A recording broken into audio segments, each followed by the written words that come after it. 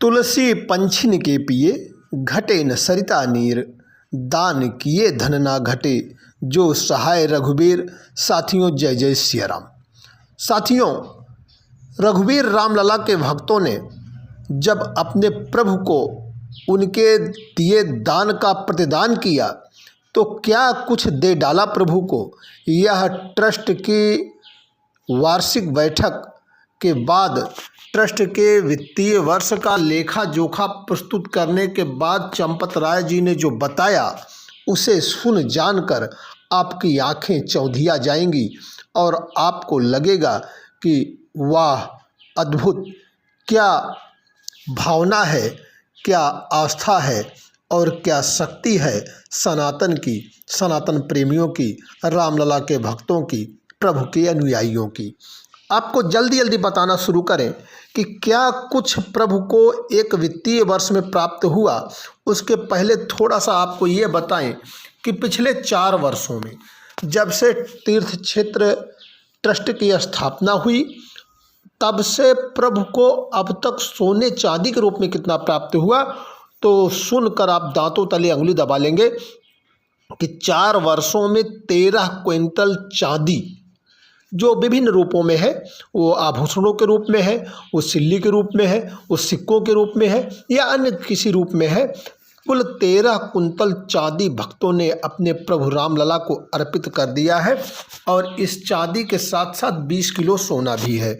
Trust ने इसकी शुद्धता परखने के लिए भारत सरकार की संस्था मिंट से परीक्षण कराने का फैसला किया और इस परीक्षण के क्रम में 9.44 क्विंटल यानी 9 क्विंटल 44 किलो चांदी जांच के लिए हैदराबाद भेज दी गई है। यह तीर्थ क्षेत्र समिति के सभी सदस्यों की सहमति से किया गया और उस परीक्षण के बाद जो शुद्धतम चांदी वहां से आएगी, उसको सितंबर माह में तीर्थ क्षेत्र समिति के यानी ट्रस्ट के 2 सदस्यों की उपस्थिति में गलाया जाएगा और उसका अग्रिम उपयोग सुनिश्चित किया जाएगा। और इसी क्रम में अवशेष चांदी को भी इसी तरह समय समय पर गलाया जाएगा, और लेकिन उसके पहले उसका भी परीक्षण कराया जाएगा। यही बात सोने के लिए भी है। अब हम सिर्फ एक वित्तीय वर्ष के बारे में आपको बताएं कि सिर्फ वित्तीय वर्ष ही नहीं, बल्कि अभी तो पूरा वित्तीय वर्ष बीता ही नहीं है। वित्तीय वर्ष 2023-24 की बात करें, आपको समझना आसान है आपके लिए कि यह अप्रैल माह से 1 अप्रैल शुरू होकर 31 मार्च 2025 तक रहेगा वित्तीय वर्ष। अभी तक जितना वित्तीय वर्ष गुजरा है उसमें भक्तों ने दिल खोल करके अपने प्रभु को दान अर्पित किया है। सिर्फ काउंटर पर, जो दान के लिए काउंटर बनाया गया है, वहाँ पर 53 करोड़ रुपए चेक या नकद के माध्यम से भक्तों ने जमा करा दिया। जी हाँ, 53 करोड़ रुपए।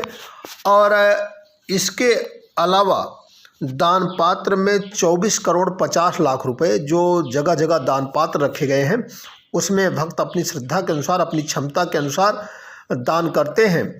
उसके माध्यम से अभी तक वित्तीय वर्ष में, अभी तक मतलब यूँ समझिए कि 1 अप्रैल 2024 से और कल तक यह भक्तों ने जो दान कर जमा कराया वो 24 करोड़ 50 लाख रुपए, जिसे ट्रस्ट के खाते में जमा भी करा दिया गया।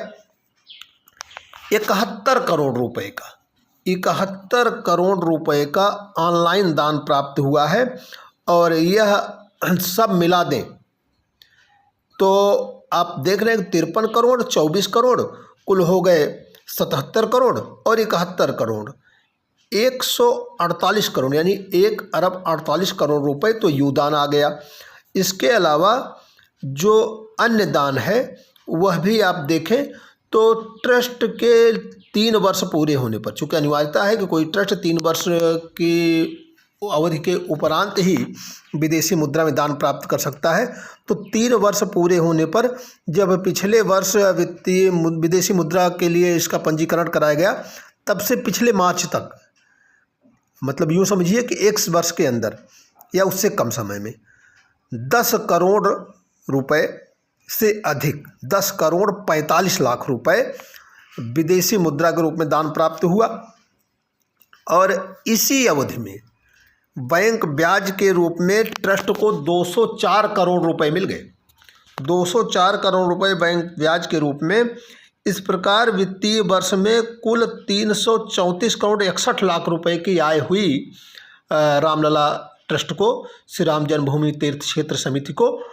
और जो खर्च की बात है, अगर हम खर्च की भी बात इसी समय करते चलें तो यात्री सुविधा, फायर स्टेशन सहित अन्य निर्माण पर 776 करोड़ रुपए खर्च कर दिए गए। मंदिर निर्माण पर ध्यान दीजिए, सिर्फ मंदिर निर्माण पर 540 करोड़ रुपए खर्च किए गए। या और अभी जितना वित्तीय वर्ष अवशेष है, पिछला खर्च और अवशेष वित्तीय वर्ष, ये मिला दें तो 850 करोड़ रुपए खर्च करने का आकलन है।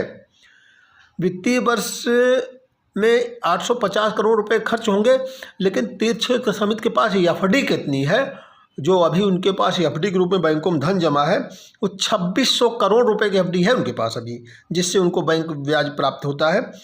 और यह सब कुछ भक्तों ने अपने रामलला को अर्पित किया है और उसी का परिणाम है, उसी का यहाँ प्रतिफल है कि यहाँ पर मंदिर निर्माण पूर्णतः दिव्य, भव्य एवं नव्य तरीके से हो रहा है।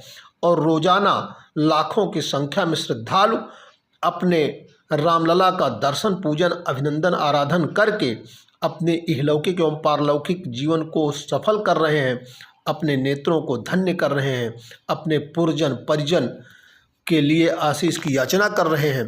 प्रभु का आशीर्वाद सबको प्राप्त होता रहे। अयोध्या से 111 चैनल की तरफ से ये शुभकामना करते हुए एक बार आप सबको सादर जय जय सिया राम।